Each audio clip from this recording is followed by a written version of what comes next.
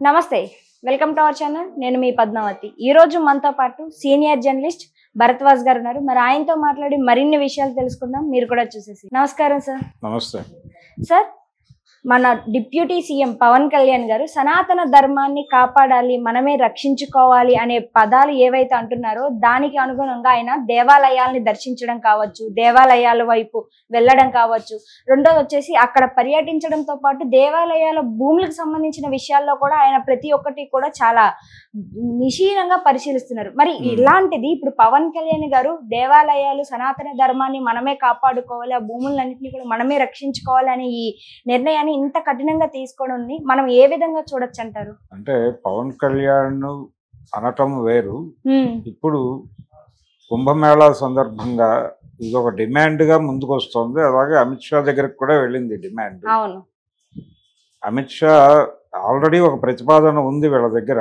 సనాతన ధర్మ పరిరక్షణ సంస్థ ఒకటి పెట్టాలి అని జాతీయ స్థాయిలో ఒక ఆలోచన చేశారు ఆ మధ్య ఆ ఆలోచన నేపథ్యంలో హిందూ ఆలయాల ఆస్తులని దేవాదాయ శాఖ కంట్రోల్లో ఉంటున్నాయి అవన్నీ దేవాదాయ శాఖ కంట్రోల్లో కాకుండా ఆ ఆలయాల ట్రస్టీల పేరుతోనే ఉంటే బాగుంటుంది కదా అంటే దేవాలయాల ఆస్తుల్ని ప్రభుత్వ వ్యవహారాలకు కూడా వాడేస్తున్నారు అంటే దేవాలయాలకి ఇచ్చినటువంటి భూములు అలాగే దేవాలయాల్లోకి వచ్చినటువంటి భక్తుల ద్వారా వచ్చే ఆదాయం ఇవన్నీ కూడా ఇతర కార్యక్రమాలకు కూడా మరలిపోతున్నాయి అనేది ఒక గొడవ జరుగుతోంది చాలా కాలంగా పవన్ కళ్యాణ్ మాట్లాడింది కూడా అదే దాదాపు అది తరచూ ప్రస్తావనకు వస్తుంది అంటే వక్ఫ్ బోర్డు తాలూకా ఆస్తులు ఉన్నాయి వాటి మీద ప్రభుత్వ అజమాయిషీ లేదు అలాగే చర్చిల కింద ఆస్తులు ఉన్నాయి వాటి మీద కూడా ప్రభుత్వాల అదుపు ఆజ్ఞలు లేవు మరి ఎందుకు హిందూ దేవాలయాల ఆస్తుల మీదే మీరు కమాండ్ చేస్తున్నారు అనేది గొడవ అది హిందూ ధార్మిక సంఘాలు చాలా కాలంగా మాట్లాడుతున్న క్రమంలోనే ఇప్పుడు ఈ సనాతన ధర్మ పరిరక్షణ సంస్థ అంటే బోర్డు సనాతన ధర్మ పరిరక్షణ బోర్డు అనేది ఏర్పాటు చేయాలి అనే ఒక డిమాండ్ అమిత్ షా గారి ముందుకు వెళ్ళింది ఆయన దాదాపుగా అది చేద్దామనే పద్ధతిలో స్పందించినట్టుగా కనిపిస్తోంది ఈ సనాతన ధర్మ పరిరక్షణ బోర్డు ప్రధాన ఎజెండా ఏమిటంటే దేవాలయాల ఆస్తులు దేవాలయాలకి తిరిగి ఇచ్చేసి దానిలో ప్రభుత్వ జోక్యం తగ్గించాలి అనేది వీళ్ళ ఆలోచన ప్రభుత్వ జోక్యం తగ్గించడం అనేది చాలా కాలంగా డిమాండ్ ఉంది ఇది ఒక రకంగా ఎన్టీ రామారావు గారి టైంలో ఆయన సీఎంగా ఉన్న రోజుల్లో ఒక ఎండోమెంట్ యాక్ట్ తీసుకొచ్చాడు ఎండోమెంట్ యాక్ట్ రామారావు గారు తీసుకొచ్చినటువంటి ఎండోమెంట్ యాక్ట్లో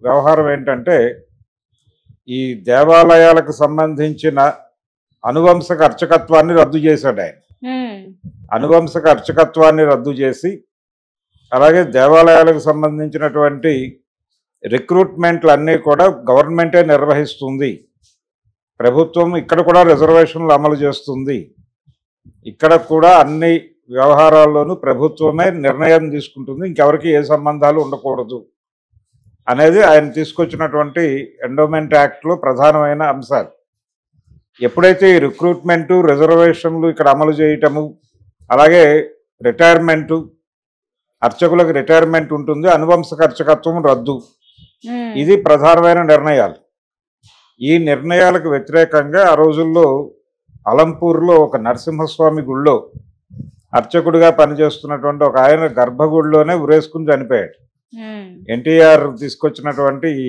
ఎండోమెంట్ యాక్ట్కి నిరసనగా అది బాగా సెన్సేషన్ అయింది ఆ టైంలో అర్చక సంఘాల వాళ్ళు అందరూ కోర్టులోనే ఆశ్రయించారు ఫైనల్గా వైఎస్ రాజశేఖర రెడ్డి సీఎం అయిన తర్వాత ఆ కేసు సుప్రీంకోర్టులో వీళ్ళకి అనుకూలంగా జడ్జిమెంట్ వచ్చింది ఎవరికి అర్చక సంఘాలకు అనుకూలంగా జడ్జిమెంట్ వచ్చింది ఆ తర్వాత రామారావు గారి ఎండోమెంట్ యాక్ట్ పక్కకి వెళ్ళిపోయింది అయితే మొదటి నుంచి కూడా ఈ హిందూ దేవాలయాలకి సంబంధించినటువంటి ఆస్తులు వీటి మీద వచ్చే ఆదాయాలు ప్రభుత్వాలు ఇతర పనులకు వినియోగిస్తున్నాయి అనేది ఒక ఆరోపణ చాలా కాలంగా ఉంది అయితే తప్పే ఉంది దీనిలో అనేటువంటి అభిప్రాయం కూడా చాలా మందిలో ఉంది దేవాలయాల మీద వస్తున్నటువంటి ఆదాయం కేవలం ఆ పుణ్యక్షేత్రాల వరకే పరిమితం కాకుండా వీటితో రాష్ట్ర బడ్జెట్లో కూడా ఇతర కార్యక్రమాలు కూడా నిర్వహించవచ్చు అనే దగ్గర వీళ్ళు పోలిక ఎక్కడ తీసుకొస్తున్నారంటే వక్ఫ్ బోర్డులతోనూ చర్చిలతోనూ పట్టుకొస్తున్నారు.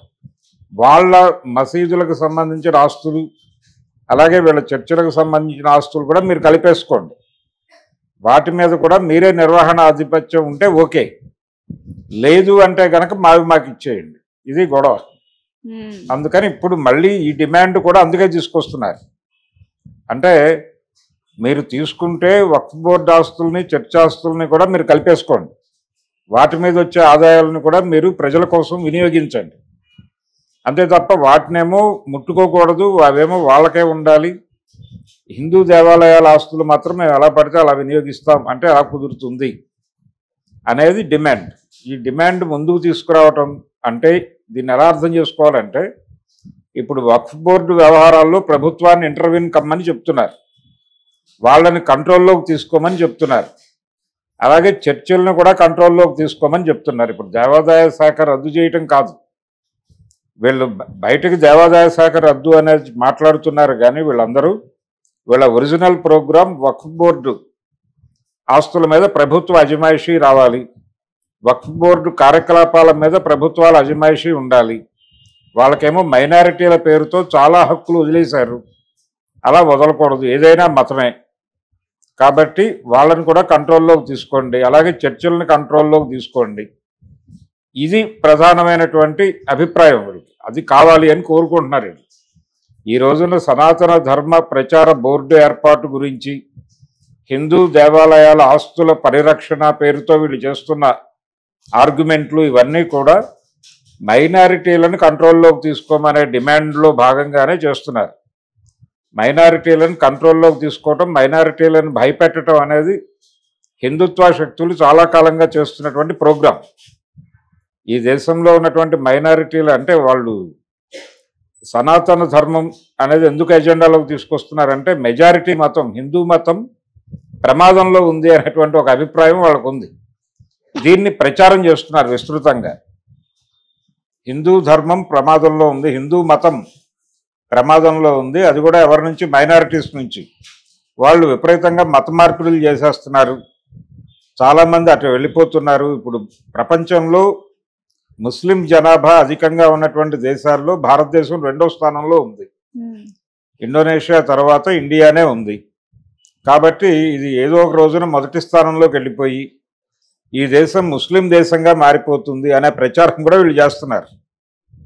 అయితే ఇక్కడ ఉన్నటువంటి జనాభా లెక్కన చూస్తే వాళ్ళు ఇప్పటికీ మైనారిటీలుగానే ఉన్నారు. నిజంగానే మత మార్పిడులు జరగలేదు అని ఎవరు అంటలేదు, కానీ జరిగినవి చాలా తక్కువ సంఖ్యలో జరిగాయి. మతం మారిన వాళ్ళు కూడా వాళ్ళ ప్రయోజనాల కోసం మారారు. అంటే కింది కులాల్లో చాలామంది అటువైపుకి వెళ్ళారు. ఆ వెళ్ళిన వాళ్ళు కూడా బతకలేక మళ్ళీ వెనక్కి వచ్చారు. ఎందుకు వెనక్కి వచ్చారంటే ఇక్కడ భూస్వాములందరూ కూడా హిందూ మతం భూస్వాములే. వీళ్ళ కింద కూలి పనులు చేసుకునే వాళ్ళు అవతల మతంలోకి మారినా వీళ్ళు పనులు ఎవరేమో అనే భయంతో మళ్ళీ హిందూ మతంలోకి రీజాయిన్ అయినటువంటి సందర్భాలు ఉన్నాయి. శుద్ధి కార్యక్రమాలు జరిగాయి చాలా చోట్ల. శుద్ధి కార్యక్రమాలు జరిపి మతం మారిన వాళ్ళని వెనక్కి తీసుకొచ్చారు. సో మత మార్పిడులు నిజంగానే జరిగి ఉంటే 1000 ఏళ్ళు పైన ముస్లిం పరిపాలన జరిగింది ఈ దేశంలో. అప్పుడే ఒక్క హిందువు కూడా ఉండే అవకాశం లేదు, వాళ్ళు గనక ప్రోగ్రామ్గా తీసుకుని ఉంటే. ఈ మధ్య బండి సంజయ్ ఎక్కడో మాట్లాడుతూ అన్నాడు, ఈ దేశంలో ఉన్న ప్రతి మసీదుని తవ్వేస్తాం, అందులో గనక ఏవైనా పాత విగ్రహాలు దొరికితే, హిందూ విగ్రహాలు దొరికితే, అంటే శివాలు దొరికితే మావి, శవాలు దొరికితే మీవి అన్నాడు ఆయన. అంటే దానిలో శవాలు ఉంటే మీరు తీసుకోండి, ఒకవేళ మా దేవతామూర్తులు ఉంటే మేము తీసుకుంటామని. అంటే మసీదులన్నీ తవ్వేయటం అనేది ఒక ప్రోగ్రామ్గా మాట్లాడేశాడు ఆయన. అంటే ఒక రకంగా మైనారిటీలను టెర్రరైజ్ చేయటం కోసం వీళ్ళు అనుక్షణం ప్రయత్నం చేస్తూనే ఉన్నారు. ఆ ప్రయత్నంలో భాగంగానే పవన్ కళ్యాణ్ గారు మాట్లాడింది కూడా అదే, ఆయన కాంటెక్స్ట్ కూడా అదే. పవన్ కళ్యాణ్ కూడా చాలా ఓపెన్గా ఆయన హిందూ ధర్మ పరిరక్షకుడిగా మారిపోయి, పర్టికులర్గా ఆ రోజున తిరుమలలో ప్రసాదంలో వాడుతున్నటువంటి నెయ్యి కలుషితమైంది అనే గొడవ దగ్గర ఆయన ప్రాయశ్చిత్త దీక్ష చేశాడు. ఈ ప్రాయశ్చిత్త దీక్ష ప్రోగ్రాం ఇది ఎందుకంత బలంగా చేశారు అంటే, చాలా స్పష్టంగా అంతకు ముందు ఉన్నటువంటి ముఖ్యమంత్రి క్రైస్తవ మతానుయాయి. అందుకని అది ఒక రకంగా క్రైస్తవాన్ని టార్గెట్ చేయటమే ఆయన చేసినటువంటి ప్రాయశ్చిత్త దీక్ష. వాళ్ళు ఎవరూ మాట్లాడలేదు, ఎందుకు వచ్చిన గొడవలు అనే ఉద్దేశంతో అణిగి కంట్రోల్గా ఉన్నారు తప్ప నిజానికి జరిగిన దాడి క్రైస్తవం మీద దాడే అది. కాబట్టి ఈ దేశంలో మైనారిటీలను టెర్రరైజ్ చేసి, మైనారిటీలను మార్జినలైజ్ చేసి, మైనారిటీలని భయపెట్టడం అనేది ఒక ప్రోగ్రామ్గా జరుగుతోంది. అందులో భాగంగానే ఇప్పుడు ఈ సనాతన ధర్మ పరిరక్షణ బోర్డు అనే పేరుతో ఒక డిమాండ్ ఆయన ముందుకు రావటం, ఈ కుంభమేళా సందర్భంగా అమిత్ షా గారు దాని పట్ల పాజిటివ్గా స్పందించటం, ఈ నేపథ్యంలోనే హిందూ ఆలయాల ఆస్తుల పరిరక్షణ అనే అంశం ముందుకు రావటం. దీని వ్యవహారం చూస్తే ఇప్పుడు వీటిని ఎలాగో వీళ్ళు దేవాదాయ శాఖ వదిలేసి ఈ ఆస్తులన్నీ ఇచ్చేయకుండా వీళ్ళ డిమాండ్ మేరకు వాళ్ళ ఆస్తుల్ని కూడా కంట్రోల్లోకి తీసుకుంటారు.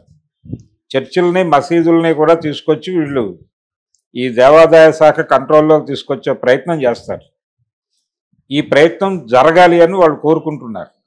ఇప్పటికే ఆర్టికల్ 360 ఇప్పుడు కాశ్మీర్కి సంబంధించి స్వయం ప్రతిపత్తి అనేది రద్దు అయిపోయింది. అక్కడ అదొక డిమాండ్గా ఉండింది ఒకప్పుడు.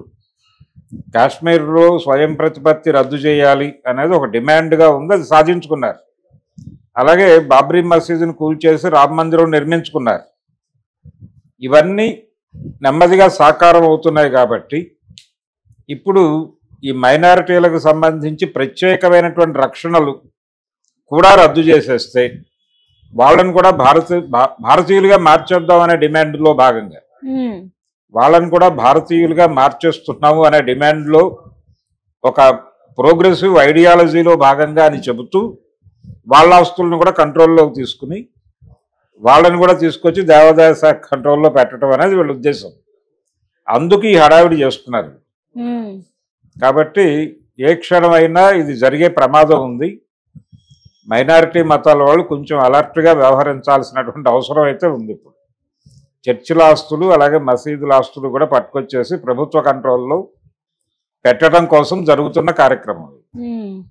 సార్ మరి ఇంత చేస్తున్నారు కదా, అంటే ఇప్పుడు దేవాలయాలకు సంబంధించి మత మార్పులను ఇవన్నీ ఆపి హిందూ తత్వంలో వీళ్ళందరినీ మళ్ళీ విలీనం చెయ్యాలని చేస్తున్నారంటారా, లేకుంటే వారిపై ఆధిపత్యం ఒక్కటే కావాలని అనుకుంటున్నారంటారా? హిందూ మతంలోకి తిరిగి వీళ్ళని తీసుకురావటం అనేది ప్రోగ్రామ్ కాదు. ఎవరైనా వస్తే కలిపేసుకుంటారు. అలాగే గర్వాపసి అనే ప్రోగ్రామ్ ఒకటి జరుగుతోంది. అది మాత్రమే కాదు, వాళ్ళని కంట్రోల్లోకి తీసుకోవటం, వాళ్ళని సరెండర్ చేసుకోవటం, వాళ్ళని నిరంతరం భయపడేలాగా చేయటం, ఇది ప్రోగ్రాం. అందుకని ఈ హడావిడి అంతా చేస్తున్నారు. హిందూ మతం ప్రమాదంలో ఉంది. అలాగే వీళ్ళకు సంబంధించి ప్రత్యేకమైనటువంటి రాయితీలు ఇవ్వటం, ప్రత్యేకమైన అంటే అదంతా సంతుష్టీకరణ కోసం గతంలో కాంగ్రెస్ ప్రభుత్వాలు చేశాయి కాబట్టి అవన్నీ తీసేయాలి. అలాగే వాళ్ళకి హజ్ యాత్రకి కన్సెషన్ ఇస్తారు, సబ్సిడీలు ఇస్తారు, దాంతోపాటు కొంత నగదు సహాయం చేస్తారు ప్రభుత్వాల వైపు నుంచి. ఇవి కూడా ఆపేయండి అనేది ఒక డిమాండ్ ఉంది. అంటే దీనికి పోటీ ఏం తీసుకొస్తున్నారంటే, మేము హిందూ పుణ్యక్షేత్రాలకు వెళ్ళటానికి మాకు ఏమన్నా రాయితీలు ఇస్తున్నారా? అవును కదా. అంటే మేము తిరుపతి వెళ్ళటానికి మాకు ఏమన్నా రాయితీ ఇస్తున్నారా, లేకపోతే కుంభమేళాకి వెళ్ళటానికి రాయితీలు ఇస్తున్నారా, లేకపోతే హిమాలయాల్లో ఎక్కడో ఏదో టెంపుల్ ఉంటుంది అక్కడికి వెళ్ళి ఆ దైవాన్ని దర్శించుకోవడానికి మాకు ఏమన్నా ప్రత్యేక ఏర్పాట్లు చేస్తున్నారా? చేయట్లేదు కదా. చేయనప్పుడు వాళ్ళకెందుకు ఉండాలి అనేది కూడా ఒక డిమాండ్గా ముందుకు తీసుకొస్తున్నారు. ఇవన్నీ కూడా ఈ డిమాండ్లన్నీ కూడా వీటి వెనక ఉద్దేశం ఒకటే, ఈ దేశంలో ఉన్నటువంటి మైనారిటీలని కంట్రోల్లోకి తీసుకునే ప్రయత్నం. ఆ కంట్రోలింగ్ తీసుకోవటంలో భాగంగానే ఇవన్నీ భయపెడుతున్నారు. అప్పుడప్పుడు ఈ పౌరసత్వ సవరణ చట్టం అనే పేరుతో కూడా, అంటే ఈ దేశంలోకి వచ్చిన చాలా మంది అంటే రోహింగ్యాలు ఇలా బంగ్లాదేశ్ నుంచి బర్మా నుంచి అక్కడి నుంచి వచ్చేస్తున్నటువంటి వీళ్ళందరినీ కూడా వెనక్కి పంపించేయడం కోసం ఇక్కడ మరొకసారి పౌరసత్వ సవరణ చట్టం పేరుతో అందరినీ వెరిఫై చేయటం, వెరిఫై చేసి వీళ్ళల్లో ఎవరికైతే ఇక్కడ ఆధార్ కార్డులు లేవో, లేకపోతే వీళ్ళు ధృవీకరణలు చూపించుకోలేకపోయారో వాళ్ళందరినీ వెనక్కి పంపించేస్తామని ఆ మధ్య భయపెట్టారు. భయపెడితే వీళ్ళందరూ రోడ్ల మీదకి వచ్చి ప్లకార్డులు పట్టుకుని నిలబడ్డారు చాలా చోట్ల. అంటే చాలామందికి ఐడెంటిటీ ప్రూవ్ చేసుకోవడానికి తగినటువంటి ఆధారాలు లేవు. ఈ లేని వాళ్ళందరినీ ఇప్పుడు వెళ్ళిపోమంటే ఎక్కడికి వెళ్ళిపోతాం మేము అంటున్నారు. ఇప్పుడు మొన్నే చూసాం మనం సైఫ్ అలీ ఖాన్కి సంబంధించినటువంటి వాళ్ళ పూర్వీకుల తాలూకా ఆస్తులు. అంటే ఇక్కడ నుంచి వీళ్ళ బంధువులు పటోడి రాజవంశానికి చెందినటువంటి వ్యక్తి అతను. ఆయన పూర్వీకులు ఇక్కడ ఆస్తులు వదిలేసి వెళ్ళిపోయారు. ఈ దేశం వదిలి కొత్తగా ఏర్పడినటువంటి పాకిస్తాన్కి వెళ్ళిపోయారు. ఆ వెళ్ళిపోయిన ఆస్తుల్ని ఇక్కడ ఈ చట్టం ప్రకారం, ఆ రోజున చేసినటువంటి చట్టం ప్రకారం ప్రభుత్వం జప్తు చేసి తను హ్యాండ్ ఓవర్ చేసేసుకోవచ్చు. దాని మీద వీళ్ళు కోర్టుకు వెళ్ళారు. ఆ ఆస్తులకు వారసులుగా మేము ఇంకా ఇక్కడే ఉన్నాం కదా, అవును, కాబట్టి మాకు వదిలేయండి అవి, వీటిని జప్తు చేయొద్దు అని. కానీ ఆ టైటిల్ డీడ్ ఎవరి పేరుతో అయితే ఉందో వాళ్ళు ఇక్కడ లేరు కదా, వాళ్ళు లేరు కాబట్టి మేము జప్తు చేస్తాం అని ప్రభుత్వం ఫైనల్గా మొన్న కోర్టు ప్రభుత్వానికి అనుకూలంగానే జడ్జిమెంట్ ఇచ్చింది. సో ఇప్పుడు ఆ పటోడి రాజవంశంలో ఉన్నటువంటి కొంతమంది ఆస్తులు ప్రభుత్వం స్వాధీనపరచుకోవడానికి ప్రయత్నం చేస్తోంది. దాని విలువ దాదాపు 15,000 కోట్లని చెప్తున్నారు. అంత ప్రాపర్టీ కోల్పోతున్నాం మనం అనేటువంటి ఒక బాధ ఉంది ఆ ఫ్యామిలీకి అని కూడా చెప్తున్నారు. కానీ ఇప్పుడు చేయగలిగింది లేదు. అప్పీల్కి వెళ్తారు. అప్పీల్లో ఏం తేలుతుంది అనేది చూడాలి. మళ్ళీ అది కూడా టైం టేకింగ్ ప్రోగ్రామ్. అందుకని టోటల్గా అన్ని ప్రయత్నాలు, ఇప్పుడు జరుగుతున్నటువంటి అన్ని కార్యక్రమాలు కూడా ఇన్ టోటల్